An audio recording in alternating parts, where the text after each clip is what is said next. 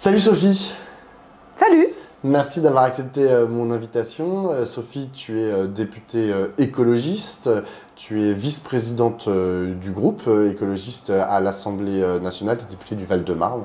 C'est important de savoir d'où tu parles, d'où tu viens. Si je t'ai invité, c'est parce que tu as initié une pétition qui recueille de plus en plus de signatures et que je mettrai en lien sous cette interview parce que je l'ai signée aussi, cette pétition. Une pétition pour le non-renouvellement des canaux de C8 et CNews l'année prochaine. Parce qu'il faut savoir, toute petite parenthèse, mais en 2025, il va y avoir 15 chaînes de la TNT qui vont être soumises en gros, il va y avoir une concurrence, une mise en concurrence de ces canaux. C'est à la fois BFM, LCI, Oui, il y a beaucoup de chaînes qui CNews. sont concernées. Ouais. Exactement. Et toi, tu demandes le non-renouvellement. On va revenir sur les raisons de cette pétition qui t'ont amené à lancer cette pétition. Mais d'abord, un mot sur ce qui s'est passé hier à l'Assemblée nationale. Vous avez reçu, dans le cadre d'une commission, les dirigeants du groupe Canal+, donc le directeur de la rédaction, le directeur des antennes, et ils sont venus avec quelques... Et le président du groupe. Et le président du groupe, exactement. Et ils sont venus avec quelques présentateurs, dont Pascal Praud, Sonia Mabrouk et Laurence Ferrari notamment, répondre à vos questions. Je voulais savoir d'abord c'est quoi ton sentiment sur comment ça s'est passé? Bon, l'échange a été long déjà, hein, parce qu'en réalité, il y a eu 3 auditions qui concernaient C8, CNews, et puis après, il y en a même eu d'autres sur tout le groupe Canal. Moi, ce que j'en retire, c'est d'abord, finalement, on a face à nous des gens qui nous parlent beaucoup business. Ils nous parlent de leurs investissements, du développement du groupe Canal à l'international, etc.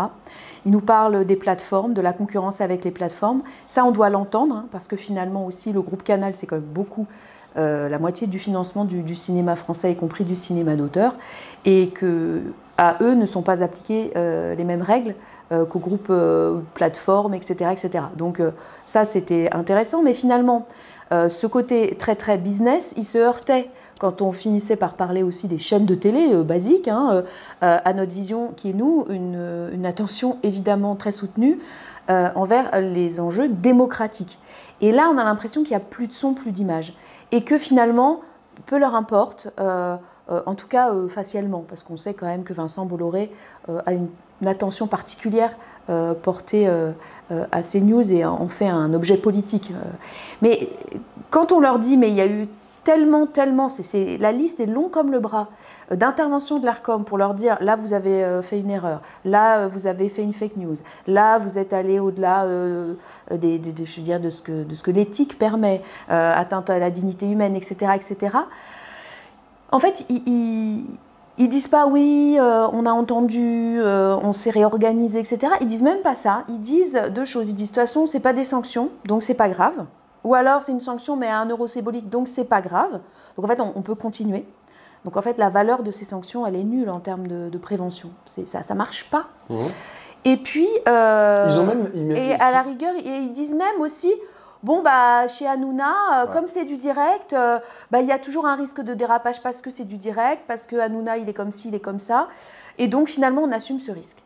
On assume le risque d'atteinte grave à la dignité humaine, on assume ce risque de dérapage qui ont fait lieu de sanctions, etc. On assume ce risque. 3 millions d'euros de sanctions, hein, la dernière, c'est pas rien. Finalement, pour eux, dans leur croix et leur colonne de business, par rapport à ce que ça leur rapporte, 3 millions d'euros, c'est rien. Donc moi, c'est surtout ça qui m'a marqué, business versus démocratie, quoi. Voilà. En substance, ce que tu dis, c'est que les sanctions de l'Arcom ne sont pas suffisantes pour faire changer la méthode et éventuellement la ligne éditoriale. Je ne sais pas si c'est ça que tu entendais aussi qu'il change, de ces chaînes, en l'occurrence CNews et C8. En fait, oui, les sanctions ne sont pas efficaces. Et de toute façon, on l'a vu parce que si ça avait été efficace, elles ne se seraient pas comme ça multipliées dans le temps. Hein. Et moi, je l'ai cité dans la commission d'enquête. Et ils n'ont d'ailleurs pas répondu. J'aurais demandé qu'est-ce que vous avez fait. Il y a eu 10, ça peut être des mises en demeure, ça peut être des avertissements, etc. Mais 10 interventions de l'Arcom en 2 ans sur des fake news. Et ce n'est pas des commentaires déplacés, c'est juste une infographie qui est fausse, une information qui est relayée qui est fausse, des trucs qui sont donnés comme des informations qui sont fausses. Ce n'est pas un commentateur qui dérape parce qu'il est proche de l'extrême droite. Non, non, ce n'est pas ça, des informations fausses. C'est une chaîne d'information. Donc ça ne devrait pas arriver. Dans quel journal il y a, en 2 ans, 10 moments, et 10 moments qui ont été vus, hein, parce que peut-être qu'il y en a eu des tas d'autres qui n'ont pas été repérés. Donc, et mais ça, tu as répondu que c'était en fait. que 0, sur la totalité des milliers d'heures de diffusion, c'est que 0,05%. Mais s'il y a un cardiologue qui foire 0,1% de ses opérations, ça fait quand même des morts, quoi. Enfin, je veux dire, c'est pas rien. Il y a les autres journaux, les autres canaux d'information, les autres médias d'information n'ont pas ce genre de problème régulier et récurrent. Donc ça, c'est la première chose qui est un problème. Puis après, quand même, on a eu le moment magique, entre guillemets, où le directeur de la chaîne CNews admet qu'il a Vincent Bolloré au téléphone tous les 2 jours. Et là, il y a un problème d'indépendance. C'est-à-dire qu'il y a des lignes éditoriales, très bien. Mais il doit y avoir, c'est un de nos principes, une indépendance des médias vis-à-vis de leurs actionnaires. Je veux dire, on ne peut pas avoir une personne qui serait un super citoyen avec des droits supérieurs à tous les autres citoyens et citoyennes parce qu'il est milliardaire. Alors, il s'achète des journaux, il s'achète des machins, des trucs, il a les gens au téléphone, allez hop, supprime-moi ce documentaire, il ne me convient pas, n'abordez pas tel sujet. Ou... Non, ça c'est pas possible dans une démocratie. C'est pas possible. Et d'autant plus sur une chaîne de télévision. C'est un bien public, une chaîne de télé. L'autorisation d'émettre, elle est octroyée par l'Arcom, qui est une autorité indépendante, et qui donc donne les autorisations en vertu de droits et de devoirs. Et en fait, il y a notamment, dans ces droits et ces devoirs, le devoir du pluralisme. C'est-à-dire que toutes les opinions soient présentes et respectées, et présentées de manière neutre. Voilà. Et objectivement, c'est pas le cas. C'est pas le cas sur CNews. Enfin, je veux dire. Et c'est pour ça que je demande le non-renouvellement, moi. Je demande pas à ce qu'on fasse taire les opinions divergentes aux miennes. Je demande juste qu'un bien public, qui est un canal de télévision, il soit octroyé à des gens dont on sait qu'ils vont respecter leurs droits et leurs devoirs. Là, on a de l'expérience, plusieurs années, ils ne respectent pas, on arrête. Donc, ce que tu dis, c'est que la seule mesure que pourrait prendre finalement l'Arcom, hein, qui est un peu le gendarme de l'audiovisuel en l'occurrence, ce serait de leur couper leur émission, enfin la possibilité d'émettre et de ne pas leur donner de canal l'année prochaine. C'est pas de couper, je dis pas il faut couper demain en fait. Je dis juste qu'il y a un renouvellement. La puissance publique, elle doit choisir en fonction des candidats à qui elle confie ces espaces de diffusion qui, je le rappelle, sont particuliers. Ils vont dans tous les foyers. La télévision, c'est particulier comme média. Donc, je dis, il va y avoir certainement d'autres offres. Donc, en fait, c'est simple. C'est la vie quotidienne, c'est le bon sens, comme dirait Pascal Praud. Vous avez un plombier, il vous fait un devis, il vient chez vous, il fait des travaux pas comme il avait prévu, il ne respecte pas le devis. Est-ce que la prochaine fois que vous avez besoin d'un plombier, vous rappelez le même plombier? Non. Vous allez confier les travaux à un autre plombier. C'est tout bête en fait. Quelqu'un qui ne respecte pas ce pourquoi il s'était engagé, et ben, quand on a besoin de recommencer, on ne refait pas appel à lui. Ce que tu dis, en fait, la base. Ce qui te pose problème, d'ailleurs ce qui nous pose problème, c'est que la mission qui leur était octroyée, c'était chaîne d'information, et qu'ils sont devenus une chaîne d'opinion. Moi, je considère qu'ils sont devenus une chaîne d'opinion, oui, effectivement. Ils sont une chaîne d'opinion. La façon dont ils présentent les faits, la façon dont ils constituent leur plateau, dont ils animent leur plateau. Et j'ai eu un échange assez vif avec Pascal Praud là-dessus. Tu as voulu t'inviter dans une émission. Oui, mais moi, je suis prête à débattre avec Pascal Praud, il n'y a pas de problème. Mais par contre, là où je pense qu'il y a un problème de méthode grave pour la démocratie, c'est qu'ils n'organisent pas les choses pour que le débat soit, je dirais, construit, respectueux des différentes idées. Je l'ai interpellé parce qu'il y a il y a 15 jours, il a fait venir Christophe Deloire, le secrétaire général de Reporters sans frontières. Il lui en a pas laissé placer une. Il a même insulté en disant « vous êtes stupide ». Enfin, je ne sais plus quel est le mot qu'il a employé, mais enfin, c'était un lynchage verbal. Donc, à un moment donné, moi, je ne vais pas venir faire... Enfin, je ne suis pas un punching ball. Donc, en fait, je veux bien débattre. Je veux bien discuter avec tous les représentants de CNews, par exemple, qui le souhaitent. Mais si ça doit être dans un cadre public, et ça doit être dans un terrain neutre avec justement un journaliste qui sait animer, qui sait donner la parole à l'un, puis faire répondre l'autre et organiser un débat qui soit constructif. Sinon, ce n'est pas la peine. On est d'accord que là, il y a un problème entre, en gros, le cahier des charges qui leur a été octroyé par l'Arcom, enfin, qui leur a été donné à respecter par l'Arcom, et ce qu'ils font. Mais, au fond, est-ce que, d'après toi, sur la TNT, il y aurait de l'espace pour des chaînes d'opinion? Non. En fait, je ne plaide pas que le CNews n'ait pas le droit de continuer, enfin qu'on ne renouvelle pas son canal pour qu'on le donne à une chaîne qui serait une chaîne qui représente mes idées. Non. Je ne demande pas d'ailleurs non plus que BFM ne soit pas renouvelé. Je ne suis pas très à l'aise tout le temps avec la ligne éditoriale, le traitement de l'info de BFM. Bon, c'est pas 100% du tout mais ils font quand même un travail à peu près honnête. Ils font un travail honnête, voilà.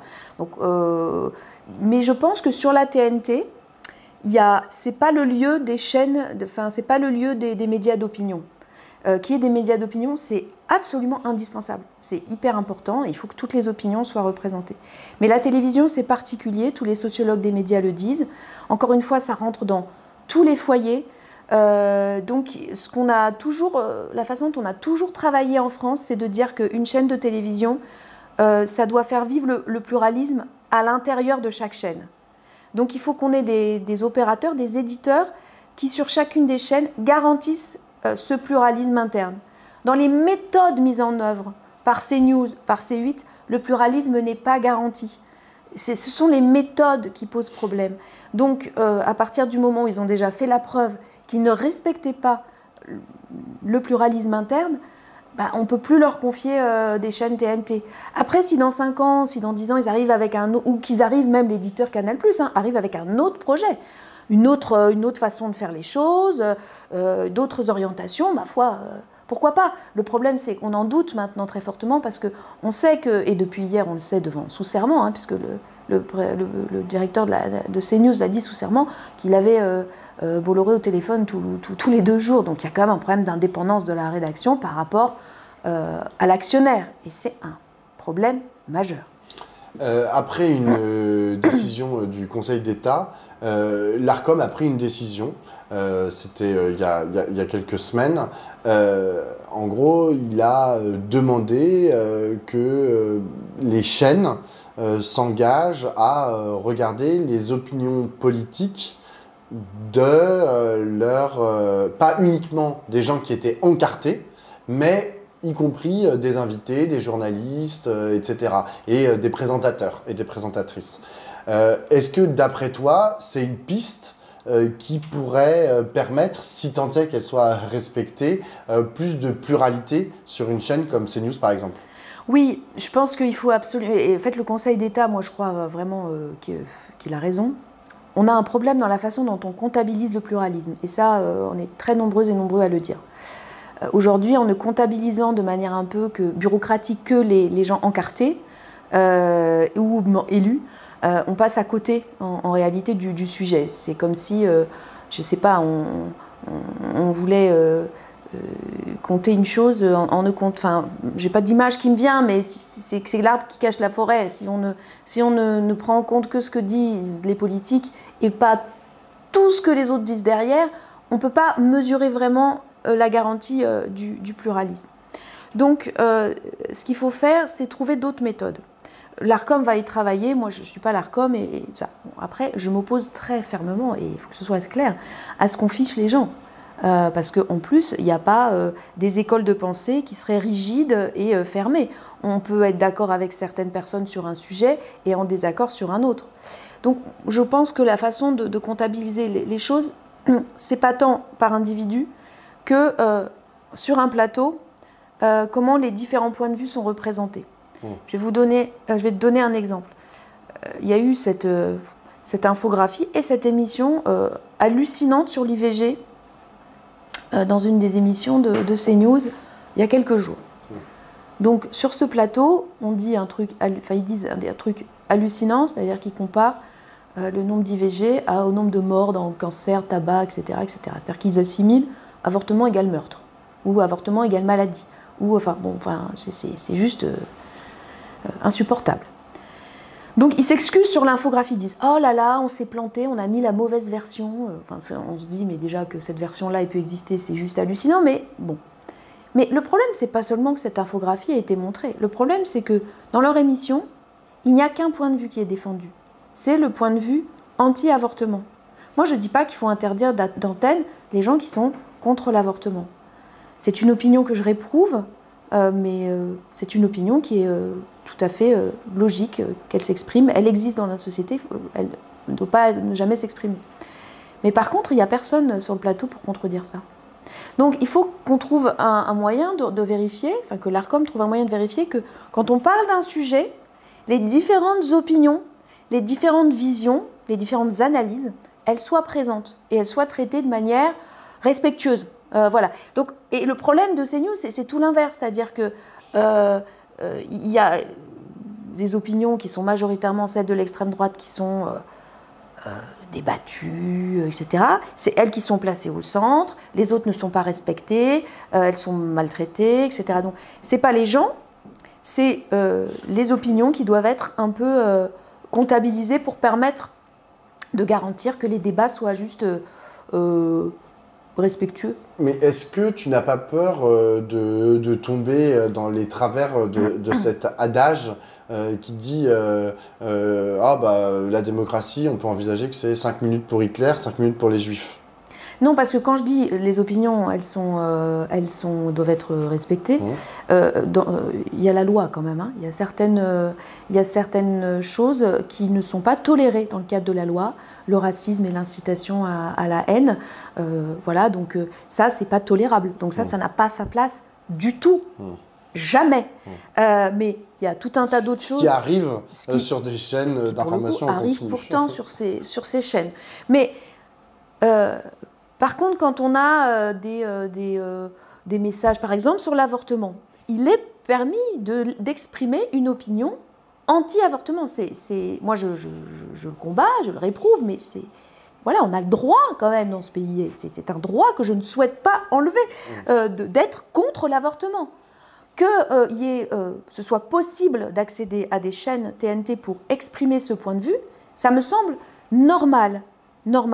Mais par contre, qu'on confie ce bien public et une chaîne TNT à un éditeur qui va organiser des émissions entières où c'est cet unique point de vue qui sera développé, ça, je ne trouve pas ça normal. J'ai une dernière question, Sophie. Hier, vous avez interrogé CNews à l'Assemblée nationale. Tu as lancé cette pétition qui recueille des milliers de signatures. Est-ce que tu as du répondant du côté de la Macronie, par exemple? Est-ce qu'il y a des gens qui te suivent? Est-ce que hier, par exemple, dans la commission d'enquête, je sais qu'elle est présidée par Quentin Bataillon, qui est un député Renaissance, est-ce qu'il est en accord avec ce que tu racontes enfin, je sais pas, c'est quoi le point de vue de cette minorité du centre, quoi? Genre, qu'est-ce qu'ils pensent de tout ce que tu racontes? Moi, ce que j'ai observé dans cette commission d'enquête, c'est quand même qu'il y a des députés qui sont issus de Renaissance qui ont posé des questions très fortes, hein, et notamment un député qui vient de la commission de la Défense, qui a posé une question sur le traitement de la guerre en Ukraine. Non, il y a quand même, oui, je crois qu'on n'est pas les seuls à être choqués.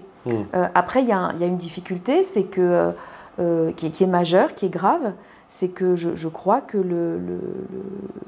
les dirigeants macronistes, Emmanuel Macron, ne veulent pas poser ces questions. Ils ne veulent pas les assumer, ils ne veulent pas poser ces questions.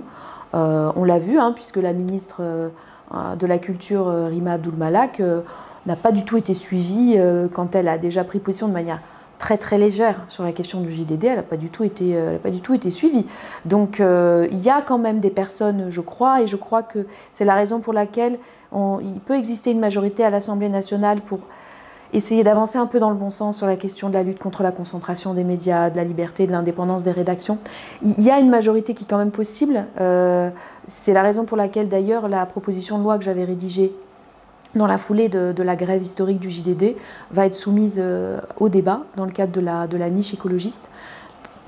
Beaucoup de macronistes avaient signé et je crois que voilà, il y a encore dans notre pays une majorité pour essayer de préserver, voire redonner un peu d'air à notre démocratie. Merci beaucoup Sophie. Merci à toi.